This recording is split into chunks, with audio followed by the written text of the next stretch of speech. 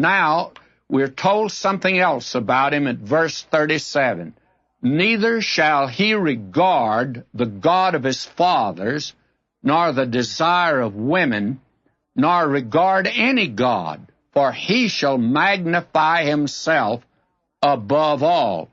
Now, it has been assumed that since it says he'll not regard the God of his fathers, that he would have to be an Israelite. But, of course, that is not true. That statement could refer to a Protestant, a Roman Catholic, or a heathen. It could come from any of these places. After all, the man who headed up years ago that American Association for the Advancement of Atheism, he was the son of a preacher. And Stalin studied in a theological seminary. This one that is to come will not regard the God of his fathers. Now, as I've indicated before, I think it takes two men to fulfill this office, and they're both presented in the 13th chapter of Revelation. The first one is a political ruler that comes out of the Roman Empire, and probably the Greek section of the Roman Empire. But he is the one that doesn't have to be an Israelite at all. Now, I do think that the second beast that arises, a religious leader, and he imitates Christ, I assume that he will be. And then it says that he'll not regard the desire of women. Now, again, this refers, we believe, to the desire of Hebrew women to be the mother of the Messiah. He would not regard, in other words, the Lord Jesus Christ would be absolutely not only rejected, but would become the enemy. The Antichrist leads a rebellion against God and Christ.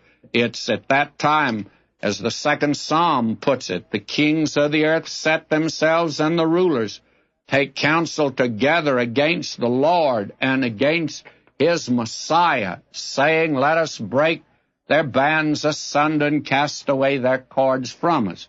And it says here, nor regard any God.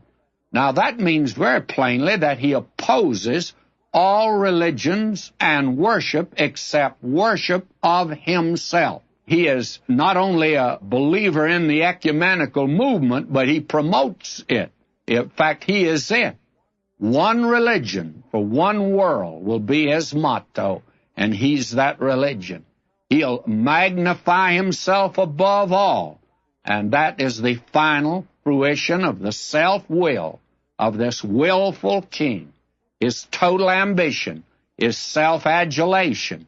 Now, this is the frightful prospect for the final days of the Great Tribulation period. We are told in Revelation 13. Let me quote this for you, beginning with verse 15.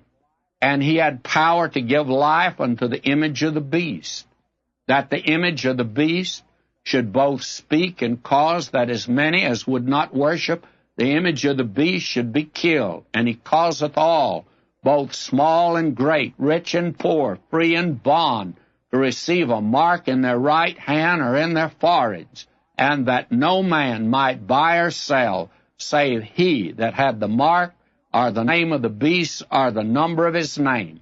Now that's the frightful picture that day. You wouldn't be able to do business. You wouldn't be able to go into a restaurant and eat. You wouldn't be able to buy a ticket on a plane or train without the mark of the beast. I tell you, that's going to be dictatorship with a vengeance.